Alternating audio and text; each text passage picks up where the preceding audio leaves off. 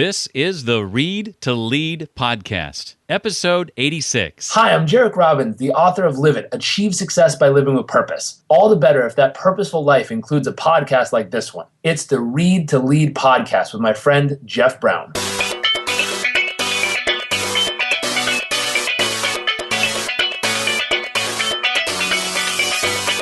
For the next meeting you go into this week, think about the dynamics in the room, the context of the meeting, and the agenda for the meeting. And then think about 2 questions you want to ask and 2 thoughts you want to contribute. Welcome to the Read to Lead podcast with Jeff Brown. Jeff believes that if you desire to achieve true success in business and in life, then consistent and intentional reading is a must. The Read to Lead podcast will not only help you narrow this ever-important reading list, but also bring you key insights and valuable feedback from some of today's most successful and inspiring authors. And now, here's Jeff. Hi there, and welcome to the podcast that is dedicated to your personal and professional growth. We will sit down this week, as we do every week, with another successful and inspiring business book author. We'll talk about her latest book and her area of expertise, which happens to be in the area of leadership. Today, it's Mindy Hall, PhD. She's the author of Leading with Intention, Every Moment is a Choice. And I plan to ask Mindy about why recognizing your impact as a leader begins with self-awareness, the 8 critical questions we need to consider to begin building this awareness, the importance of evaluating some of our preconceived notions, and a whole lot more. I just looked out the window and noticed that my buddy Lee, who mows my lawn, has just begun doing exactly that. So I'm not sure how this is going to go. This is the first time for everything. But if you hear a hum or some noise in the background as Mindy and I begin to chat, it's the lawnmower. So hopefully it won't be too much of a distraction. As a fan of the podcast, I thought you might be interested to know that Read to Lead has been nominated for another award. This time, Best Business Podcast in the Academy of Podcaster Awards, sponsored by Stitcher, and happening July 31st in Fort Worth, Texas. In fact, we find out later this week who the other nominees are. I'm sure the competition will be very, very stiff. Love to have you in our private Facebook group just for Read to Lead podcast listeners. If you'd like to be added to the group, just send a text with the word or the phrase Read to Lead with no spaces to 33444. That's Read to Lead to 33444. You'll get a text immediately asking you to respond with just your email address. Once you do that, we can get you added to the group. If you're interested in getting through your favorite business books in about 15 minutes in either written or audio form, then you want to check out Blinkist. Visit them at readtoleadpodcast.com/Blinkist. And for video tutorials on just about anything you might want to learn, visit our other sponsor, Lynda. readtoleadpodcast.com/Lynda. Mindy Hall, PhD, is the president and CEO of Peak Development Consulting, LLC. Now, since founding the company in 1996, she's worked with clients around the world to create sustainable organization and leadership development solutions, helping leaders solve today's challenges while also growing capacity to lead future initiatives. Clients include leading pharmaceutical, biotechnology, technology, insurance, manufacturing, government, and nonprofit organizations, several of which are among the Fortune 50. And she is the author of the book, Leading with Intention, Every Moment is a Choice. Mindy, welcome to the Read to Lead podcast. Jeff, thanks for having me. I really appreciate it. Well, I want to begin at the beginning and want to know, what does it mean, Mindy, in your view, to operate with intention? Because as you say in the book, it's simple in concept, but it's quite different in practice, isn't it? It is. And, Jeff, leading with intention is really just about having it being built on a foundation of awareness. So awareness of yourself, of your mindsets, of the impact you have on others, and really of the context in which you're working or living. It's literally being mindful about how you show up in the world, what tone you set, and having an understanding and an ownership of the contribution that you make to any dynamic that you're in. Because in any of our interactions with one another, there's never one person who creates the dynamic. There's always 2. Well, you mentioned self-awareness. Share a bit about, Mindy, your experience with this, your personal experience, and how to go about noticing yourself through the eyes of someone else. It's interesting because my first job out of college, I ran a 24-hour crisis center. Wow. And I used to ask people during that time when I was training them to be able to deliver that service, I would ask them to do a day where all they did was observe. I asked them not to speak and just observe everything that was going on in that day. The color of somebody's eyes, the kind of earrings people were wearing, and also of their own process of awareness through that day. And then we would debrief it at the end of the day. We used to have evening training sessions, and they would come in and look quite exhausted and say to me, there's no way you can live in the world at that level of awareness, which is absolutely true. But when you think about the concept of self-awareness and noticing yourself through another's eyes, it really is a completely controllable variable. It all begins with your awareness of your personal impact. And it's really about being able to be in the moment and watch yourself in the moment all at the same time. Now, I say that it takes extraordinary energy to do that, but it also is something that you can ask yourself, if I were on the receiving end of this exchange, how would I be experiencing me?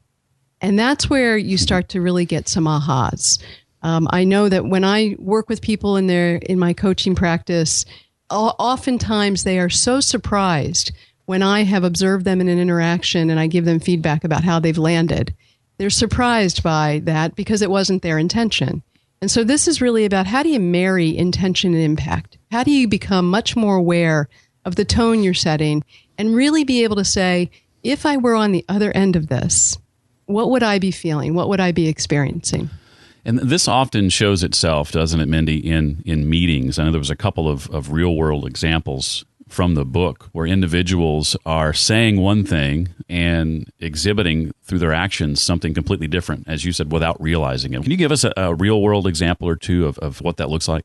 Sure. An individual that I was working with who had a global team, she had brought them in from all over the globe, and it was an organization, as in many organizations, where people were very used to multitasking in a meeting, which I have my own, issues about anyway, because I think it impacts people's feeling of presence in a room and impacts, people's feeling of respect. And we can talk about that more if you want to go further with that. But back to this example, she had brought this team in and she started the meeting this way. She said, listen, guys, we have very little opportunity to get together. Very often face-to-face. And so I really want to make the most use of this time while we're together. We're only together for 2 days. And so what I'd like to ask is I'd like you to make sure that computers are away, smartphones are away, and that you are fully present to this meeting. And we had talked before the meeting, and I had, asked her what was the tenor she wanted in the meeting. And she said, I really want people to be very in the meeting. I said, well, you're going to have to call that because it's not the culture of this organization. So she did.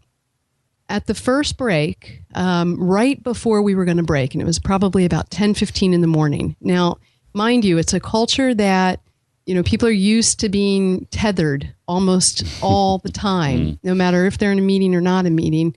And so I think she was really having a hard time herself, not being tethered. And so at about 10 o'clock, we were going to break around 10:15. We just had a few final comments that needed to be kind of done before we broke. And she took out her computer and she opened it. Oh, no. And so I didn't say anything. And I think it was because she was preparing for the fact that a break was going to come up. You could feel the natural break in the meeting. But nevertheless, what she said about being very present and what she did were diametrically different. And so after the break, and I kind of left it to just see what would happen after the break. After the break, she kept her computer open. And pretty much, I think I would probably say about 80% of the room took out their computers. And so at the next break, I pulled her aside and I said, hey, this is an observation. And let me tell you how I think it's going to impact the outcomes that you want to achieve. And I just told her what I was seeing and told her what I thought it was doing in terms of modeling the behavior, and that she had said one thing and was doing another, and that would undermine her credibility. And she, to her great credit, stopped and said, you know what, you're absolutely right. And she came back in and said, guys, listen, I want to apologize. I want to apologize because I said one thing at the beginning of this meeting, and then I was the first to violate that. And I want you to understand that when I say something, that you can trust that I mean it. And I didn't set a good example around that, so I'm going to ask you again to put your computers away. Mine's away for the next day and a half. If anybody catches me going for it, I want you to call me on it. So it was wonderful because what it did is it just said to her, look, said to the team, I understand our propensity in this direction, but I also understand the impact of saying one thing and doing another. And really it ratcheted up how aware and present people were to that meeting. And kudos to her for owning up Absolutely. to that and being able to address it so quickly afterward. So after the foundation of self-awareness, Mindy says, comes practice, consistency, and conscious effort. So what are some of the critical questions, Mindy, that we need to consider for beginning to build our self-awareness? Jeff, I have 8 critical questions that I put in the book. I don't think these are the only questions, but when I look at how people can take it from concept to practice, sometimes I think it's best to have a well-placed question to lead you down a line of thinking. And so the questions that I have in the book, and I devote a chapter to each of them. And the good thing about the book, or I hope people find the good thing about the book, is that none of the chapters are more than about 5 or 6 pages long. Which I loved. Well, it's funny because when I wrote the book, I gave it to 3 colleagues and said, listen, they were doing cross country flights. And I said, I'd like you to take the book and read it. And I want you to tell me if it passes these 3 tests. Number 1, did it hold your attention? Number 2, were you able to finish it in a flight? And number 3, was there something you could apply immediately after landing? And it was, for me, a way to test, was it a quick read and could it be applicable? And, wonderfully, it passed those tests with those 3 people. And so I think what you'll find with around these 8 questions is that even though a chapter is devoted to each of them, it'll be a quick read. So the first question is really around what kind of environment do you create in your interactions with others? And we spoke a little bit about this at the beginning, which is really being aware of the tone you're setting, the ball you're setting in motion simply by how you're showing up, simply by how you enter the room. The second one is really about, are you clear about your intentions? And so many of us in the rush of our day are not clear about, for instance, if we go into a meeting, what is it that we're trying to achieve? And we're not clear about the intentions that we have for meetings or for interactions with others. And if you were to ask yourself, what's my intention here? It would really set you in a direction of doing that much more consciously, showing up that way, showing up in a way that realizes that intention more consciously than just letting, hopefully, it happen by happenstance. The third question is around preconceived notions and asking people, do you have preconceived notions or mindsets of a person or a situation? And we so often operate out of old filters of people, of situations, and we don't often challenge those mindsets or filters that we have, and it leads us in a direction of a certain behavior. And we can talk more about that if you want to later on. The fourth question is really in line with the third, which is, do you challenge your mindsets? Or are you even aware of the mindsets that you have? Question number 5, how open are you to your own learning? Question number 6 is, do you do what you say you're going to do? And then 7 is, how would others describe you as a leader? So basically, how are, if I asked a sample size of 10 people, how would they describe you? What would you want them to say? And then the last question is, why do you do the work that you do?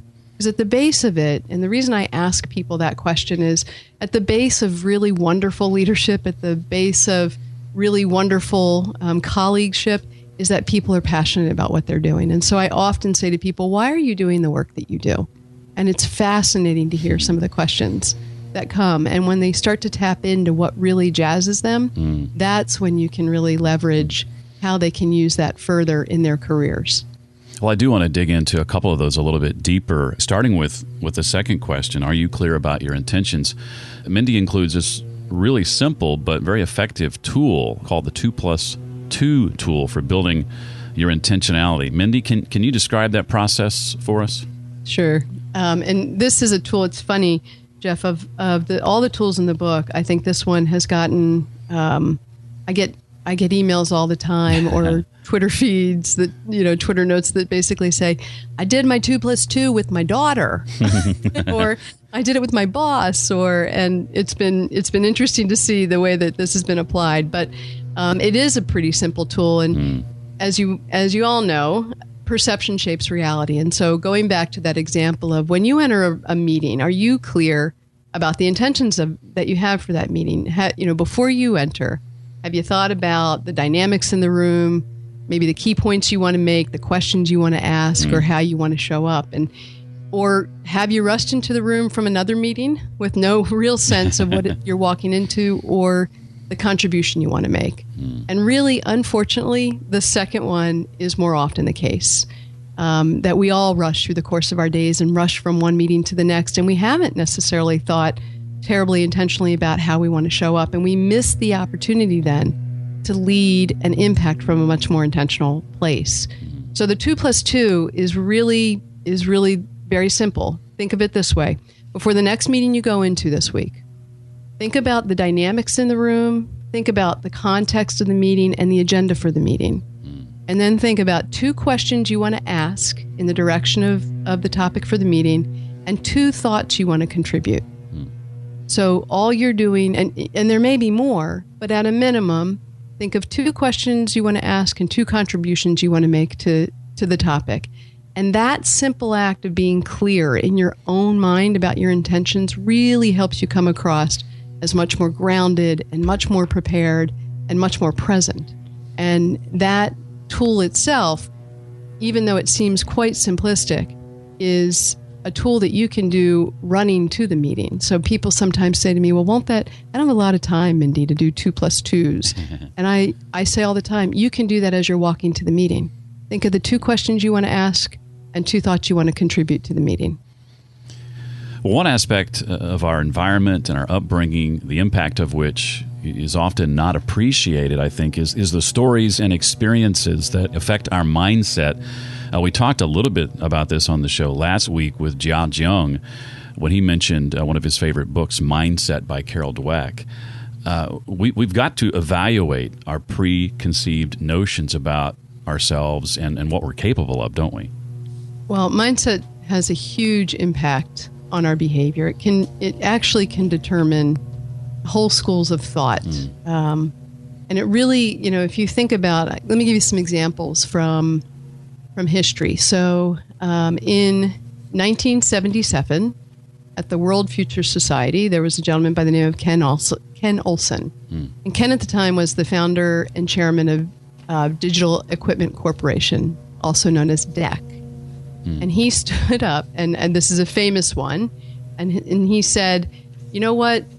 I don't think anybody's going to want one of these things. And at the time, it was a massive computer. I don't think anybody's going to really need these things on their desktop. And at the time, he was running DEC. And so that mindset led them to not invest in looking at ways to bring the massive computing power of those early computers that took up whole rooms to people on their jobs at their desk. And so they didn't invest money in that direction.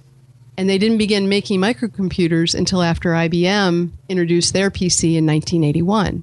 And so his mindset around what he thought was going to be needed led a whole system of way of operating in that company that had them miss the market and come, to the market too late. And of course, DEC no longer exists.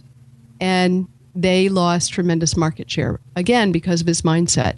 Another one is Steve Jobs wrote in his book that when they went to Atari and HP, and it was their attempt to get them interested in what he and Steve Wozniak were building. And what they said is, we don't need you. You haven't even gotten through college yet. And so those 2 companies, because their mindset was, you got to get through college before you actually can be something that is of value to us, led them to miss the opportunity to actually partner with somebody like a Steve Jobs. And so there are tons of examples like that every day that basically set balls in motion because people hold these preconceived notions, and they have a tremendous impact on our behavior and what we think is possible. I want to dig in a little bit more to question number 5 that you mentioned, Mindy, being open to our own learning. I'm fortunate to have had a leader in my past that was very much like that kind of leader you describe in the book, operating with a degree of humility, encouraging diverse viewpoints. And you give an example that I thought was a great one of you attempting to exhibit this behavior. You talked about the mind map that you put on outside your door. Share a little bit about that process and what that led to. I had the good fortune when I was working in a pharmaceutical company to spend a couple years in Paris working as an expat. I know, tough tour duty, but somebody had to do it. And when I came back to a job that was basically what they called the head of professional development. And all that meant, and it was for the Americas. And what that meant is I had responsibility for organization development, leadership development, and team development across 5 commercial business units in the Americas. When I came back, the head of that zone said to me, I said, so can you tell me your big goals for this job? And the reason I placed the expat assignment is because I had been out of the kind of the mix of the conversations for 2 years. I had been in Europe and I had not been around. And so I knew that I had a little bit of a learning curve just to get up to speed with what some of the current challenges were, et cetera. So I said to him, can you just give me your top 2 to 3 goals for this job that I'm taking? And he says, yes, I have one. And that is that I want you to create a development culture across the Americas. It's like, okay, well, where do I begin with that? And what had happened at that time, the context was that they had 5 commercial business units and they were all doing great stuff, but they were doing great stuff within their silo of their business unit. And he wanted to really encourage and facilitate much more cross-collaboration, much more exportation of talent across that zone, et cetera. And so he wanted to create this culture of development so that no matter where you sat, you knew that there was a similar feeling across that zone about the importance of development. So what I did is I knew that if I were to try to go out and interview a bunch of people, that it would take a really long time. I think there were 3,000 people in that zone at that time. And I knew that even if I interviewed 30, that would represent such a small percentage that it wouldn't feel meaningful.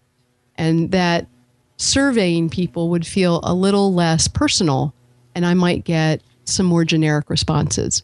So I put outside my office a big piece of banner paper and I put in the middle of the banner paper a circle and it said developing or building a development culture. And I put down at the bottom, tell me what's important to you about how we do this in the Americas. And I sent it to the zones that weren't in the home office. I sent a picture of it and asked them to just, send me emails and I would basically create a mind map. And within a week, I think it was maybe 10 days, the entire piece of banner paper was covered. And people I had left markers out there and people had come and they had given me great information for me to just be able to then think about, where do we start in making this happen? And so that was a way that I let people know that I was really open to what they had to offer and what they had to teach me. And what it created in terms of momentum and buy-in and people feeling engaged around the process was tremendous because they felt like they were creating it with me and I wasn't somebody coming in and saying, I know how to do this, and so you guys can just follow along with what I'm saying. I said, you know what? I have some ideas around this. I know you have ideas around this. Let's figure out together what's the best path forward. You had buy-in from the very beginning. Mm-hmm. Well, just as important as the content of your message is how your message is being delivered, Mindy says. And as we attempt to become more aware of our verbal and nonverbal impact, Mindy, share a bit about the idea of being fully present and the act of active listening. In this day and age when we are so pulled in so many directions, I personally really react to people who are in front of me who then go on their smartphone while we're in a conversation. And, there's an old study that was done about our communication patterns. And mean, it's from the 1960s, but it's still today pretty widely accepted as the rule of thumb. And basically it said that only 7% of the meaning of our communication comes from the words we use, that are the verbal. 38% is the tone of our voice, and 55% is our body language. And so if you think about that, and you think about your ability to really monitor yourself around that and really control yourself around that, it's kind of unfathomable to me as to why we wouldn't do a better job of that. And I get so struck by people who are in a meeting, someone's speaking, they pull out their computer and they start typing. And the lack of respect, I think that shows, or the lack of presence that creates in the meeting in terms of that person and then other people who are watching. I think it just has a roll-on effect that is really detrimental to what you can get done. And if I think about the amount of time that we spend in meetings and the preciousness of that time, to me, it's like, I'd rather not have the meeting if the behavior in the room is going to be that we're all, on multiple devices doing other stuff. But Mindy, I'm just taking notes.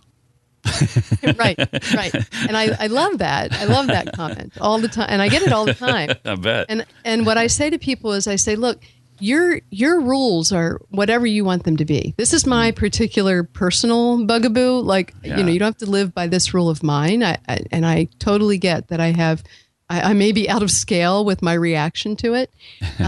But once you say we're all going to not do that, and then you don't abide by that, that's when I think you start to really undermine what you can get out of a meeting, and you start to undermine the trust in the group. And part of, when people say to me, but I'm just taking notes, then I say, is that good with everybody? And if everybody says, yeah, no problem, then that's great. That's fine. Right. And so to me, I'm not saying that everybody, that you can't have any meetings that don't have any devices in them. That's not at all my message. My message is, if you've said in a meeting, we're not going to do that because we're going to be fully present to one another, and research will show you that even when you say you can multitask, your ability to retain and your ability to engage goes down exponentially depending on what device you're using. And so even if you say that you're a great multitasker, I know that I'm going to get only a portion of what you're actually capable of. And so that's the piece for me that when I think about the productivity in a meeting, and I listen to people say to me, I hate the meetings that I'm in all the time and we get nothing done. And part of me says, were you on a device in that meeting? Were people present to that meeting? Because, meetings, a lot can get done if there's clarity and there's presence, and it doesn't have to be, 2 hours. You might be able to get it done in a half hour if everybody's in it with one another. And I have found too, personally, I used to be that guy, or one of many in past meetings I've been a part of, who brought a device, a laptop or an iPad to take notes. And what I have found over the years is there's a lot to be said for writing things down versus typing them. I know that maybe sounds like I'm splitting hairs, but I've even reverted back to an analog day planner. I used to keep everything electronically in Evernote and various apps and that sort of thing. Now, I still have online calendars because I have folks, setting up meetings with me, and they need to know when my schedule is open and that sort of thing. A calendar, to-dos, anything I want to remember is all written down. And I just went back to that about a month or two ago, and it's made a huge difference. And when I am in meetings, it's pen and paper. It's not me pulling out a laptop or an iPad and typing away and leaving people to wonder, well, is he taking notes or is he sending an email? Exactly. And whether we like it or not, people will attribute electronic devices to you sending an email versus taking notes. And so they create a story around that, right? And they create a story around how present you are or how engaged you are. And that has all kinds of, again, follow-on effects. It's interesting that you say that you've gone back to writing, and I won't be able to quote this because I heard it on NPR and didn't write it down, but there was... about 2 weeks ago, I heard that there was a study done on retention and it was with college students who were taking notes on laptops, and college students who were taking notes just pencil and paper. And they found that the retention rate was almost double for the students who were taking notes pencil and paper. I believe it. My first experience with this kind of thing goes back probably more than 10 years. It was before the day of smartphones, but everybody had flip phones and texting was prevalent. And I remember sitting down in a meeting with a direct report. It was just the two of us. And I was bringing him into this meeting to let him know about a new project that we were undertaking and the help I was going to need from him on this project and getting it off the ground. And in the middle of my sharing this important message, he gets a text on his flip phone and begins answering it as I'm talking. And I was furious. It was all I could do to hold back my anger in that moment. Absolutely. There's a story in the book, a young woman, I was doing a meeting. We finished the meeting and she said, "Oh, can I grab a few minutes of your time? I have a question." I said, "Absolutely." So, went over and she asked her question and I started to answer and she pulled out her phone. And I stopped and she said, "Go ahead, I'm listening." And I said, "No, you're not. And so when you're done, I'm happy to continue." And she said, "Oh, okay." And I said, "Are you open to having a little bit more of a conversation than you thought you might have been going to have?" And she said, "Sure." And I said, "Let me just tell you the impact that had on me. And then you tell me if that's the impact you wanted to have." And we had a fantastic conversation. And her comment to me was, "Wow, never thought of it that way. And I wish they taught us this in college." And so, again, what I think is just courtesy and normal, is not, because kids are growing up in a really different environment where that's the new normal, right? And so they don't really, maybe, I don't want to overgeneralize, but they might not understand the impact of that behavior, and in a very unintentional way. She didn't mean to be rude, but it landed on me as rude. So the fact that we could have had that conversation and she was open to it, spoke volumes about her. And I think she walked away going, "Wow, okay, I got it. I got it in a different way than I had it when I walked in this morning." And that's a good thing. That reminds me of another story you tell in the book. I think it's in chapter 3. I'm kind of backtracking here for just a moment, but it was a story having to do with earlier in your career, your opinion on how you were going to dress leading up to a particular meeting. And a colleague shared something with you that really put it in perspective for you. Can you remember what that is? I do. Absolutely. So my first job as I noted, was running a crisis center. And when you run a crisis center, you're obviously called out of bed in the middle of the night a lot to go to the police station or the hospital or some other place. And so a lot of that time, and I made no money at all, so I had no money to really buy clothes or work kind of business clothes. And so I basically would throw on a pair of jeans and a T-shirt or a sweatshirt, and I would run off to the hospital or the police station. And, I was young and fresh out of college, and that was, I guess acceptable for then, but not really, because I was the director of the center and I really should have presented myself more professionally, but I didn't a lot of the time, if truth be told. And so the next job I got was with the Bank of New York. And the Bank of New York couldn't have been more diametrically opposed in terms of how they thought about dress. And so when I got that job, a friend of mine said to me, "Listen, we need to go out and we need to get you some clothes because you're going to the Bank of New York and you need to have some clothes." And I said, I don't have any money to do that. And if they can't accept just who I am and what I can bring without all the trappings of the package, then it's just not the right place for me. And in the book, I say I was either incredibly arrogant or incredibly naive. And I think it was the second. I hope it was the second. And she said to me, Mindy, and I grew up playing sports. I played tennis in college and I played basketball and tennis in high school. And so she used a sports analogy. And she said to me, "Mindy, if you went on a football field wearing a soccer uniform, how effective would you be in reaching your end goal?" And I just kind of stopped. And she said, "You got to get on the field to be able to affect the field. And you're not going to get on the field at the Bank of New York unless you have the right uniform to get on the field." And that was such a great way for her to describe that to me, because it then made me feel like, you know what, I'm not selling out. You know, it's not all about the package. Like, it just made me see things slightly differently, that, you know what, if I really wanted to have a great impact there, I actually had to be able to get on the field, and I would not be on the field if I didn't have the right uniform. And all this lends itself to one of my favorite chapters from the book, Managing the Story of You, because either the reality is either you shape the perception others have of you and your abilities, or they shape it for you, right? I'm curious, Jeff, why that was one of your favorite chapters. Well, I think it's because it illustrates that we have everything we need ourselves to direct and guide and lead our careers, that it's in our power to affect how other people perceive us, perceptions, reality, and it's in our control to change that if we want to change it. We don't have to leave it to somebody else. Absolutely. And I think when people read that chapter, I think sometimes what gets triggered for them is they think that they equate that concept with self-promotion or being political. And so I think they shy away from thinking about managing proactively the story of themselves. And they say things like, well, my good work will just speak for itself. and good work does speak for itself to some extent, but the reality is you also, it's an and, you also have to speak for your good work.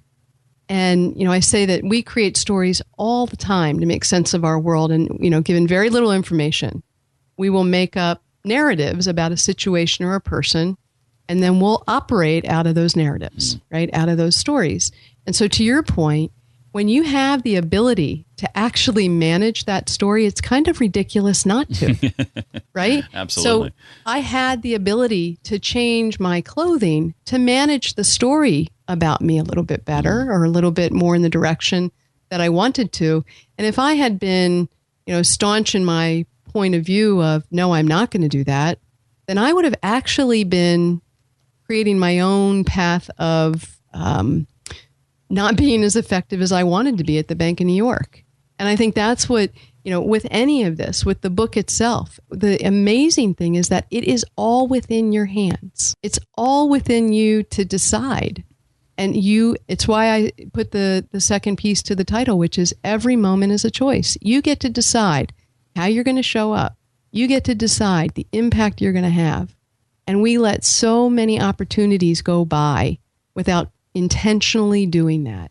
And I watch it, I watch it in corporate America. I watch it in parents. I watch it in family interactions where we choose or we don't choose. We just operate out of pattern, right? And what we've known, we don't choose intentionally in the direction, in a different direction, if we want that direction to be something different.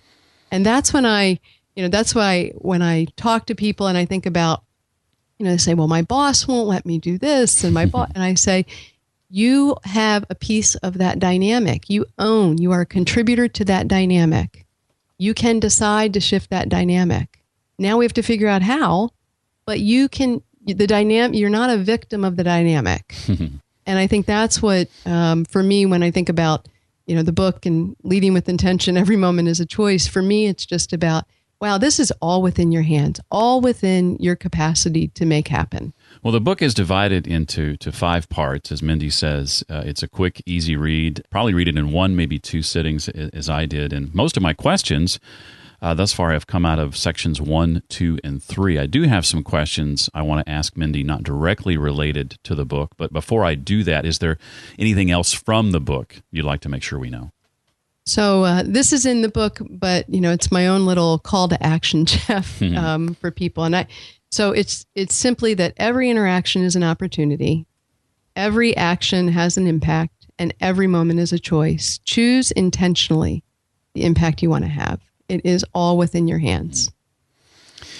Well, I want to ask something I ask every single person who's ever been on the podcast. Sure. Name for us, if you can, a couple of books that you've read recently or maybe are currently reading that have had an impact on you, and share, if you can, why or how they impacted you as they did. Sure. So right now I'm kind of swimming in the world of visual facilitation. Interesting. I love that area. Yeah. Dan Rome, David Sivit. And so essentially, the reason that is gotten so much resonance for me is that I watch day in and day out, again, meetings that aren't as impactful as they could be. And some of it is because we've gotten into such a rote behavior around come in, put the PowerPoint up, turn the PowerPoint on, go through the deck, talk, leave.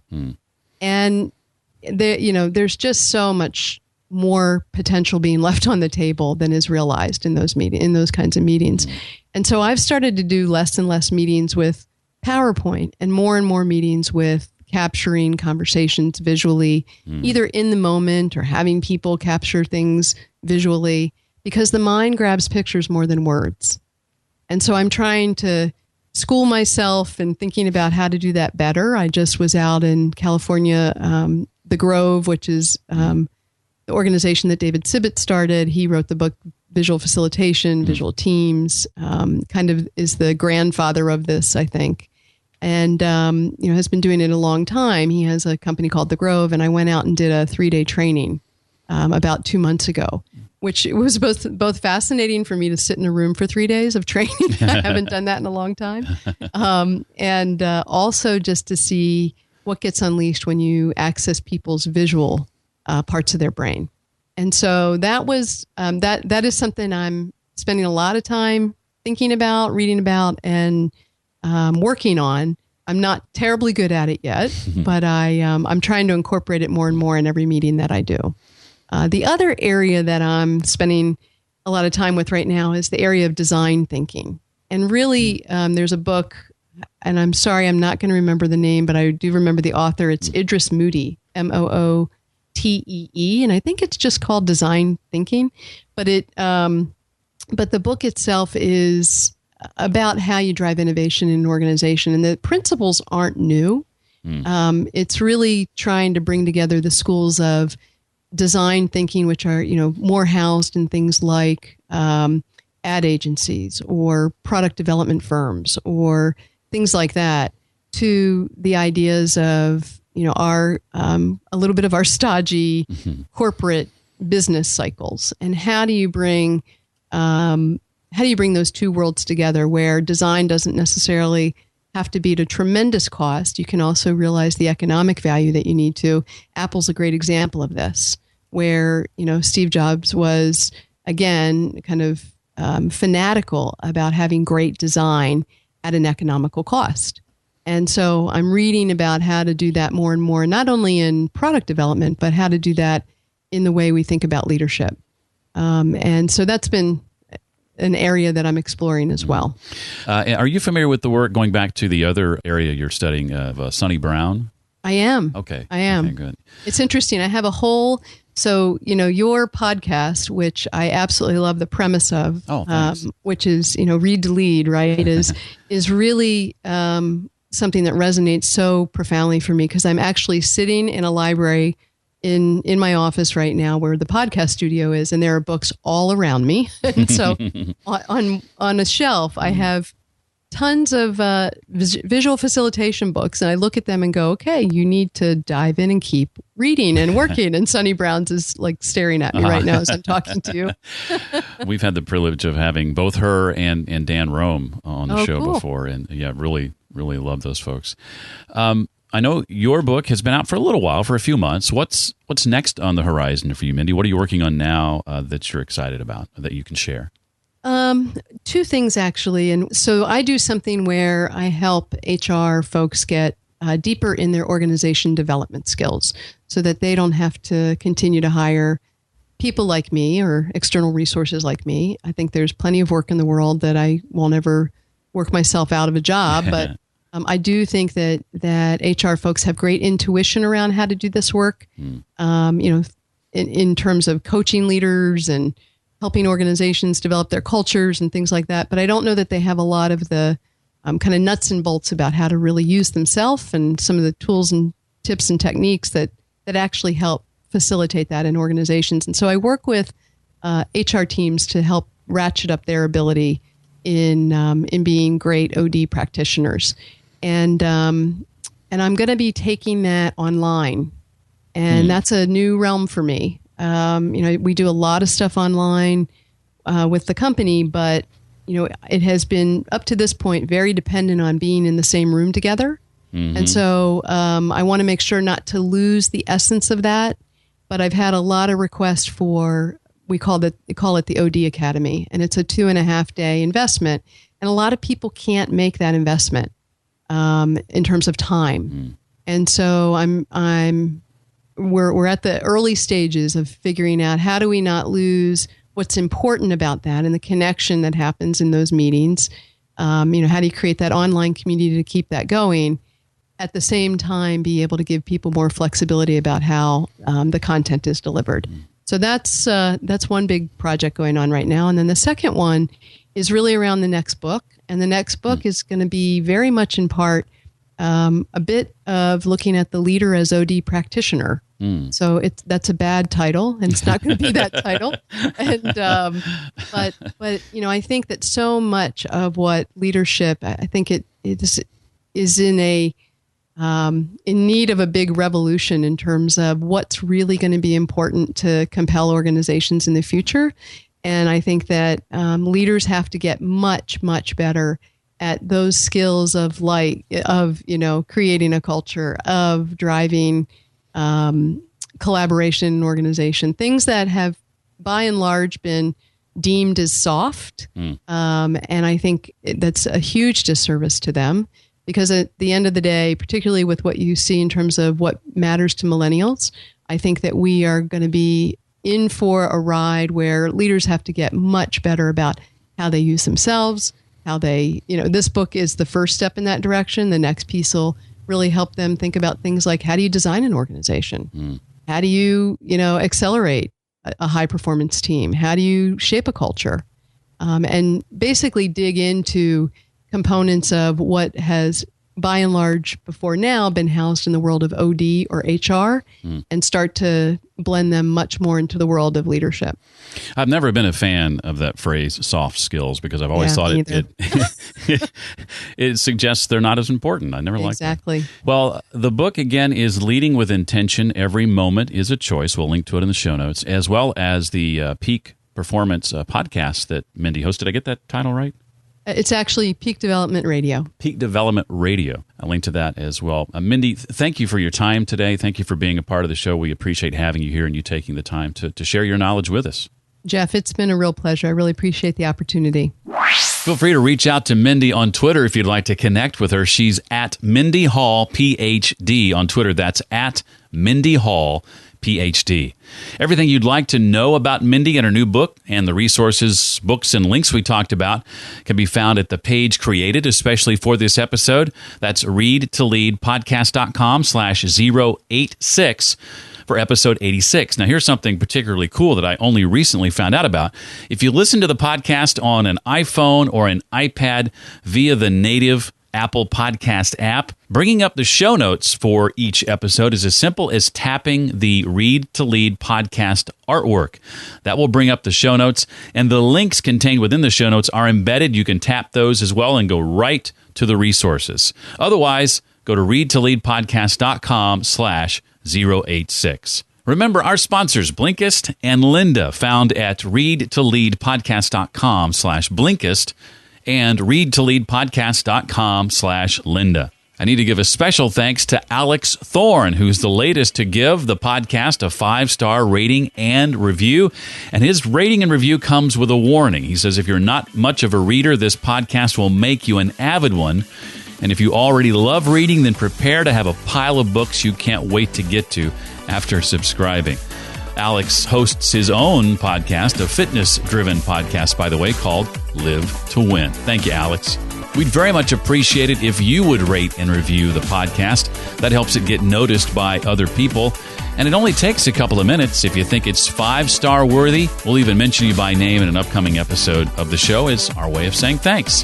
Visit readtoleadpodcast.com/iTunes to leave a rating and review there, or readtoleadpodcast.com/Stitcher. Well, that wraps up the podcast for this week. I look forward to seeing you next time for the next edition of the Read to Lead podcast. Thanks so much for listening to the Read to Lead podcast. As a subscriber, we challenge you to be more than just a passive listener. Become a vital member of the community. Visit us on the web at readtoleadpodcast.com. Until next time, remember, leaders read and readers lead.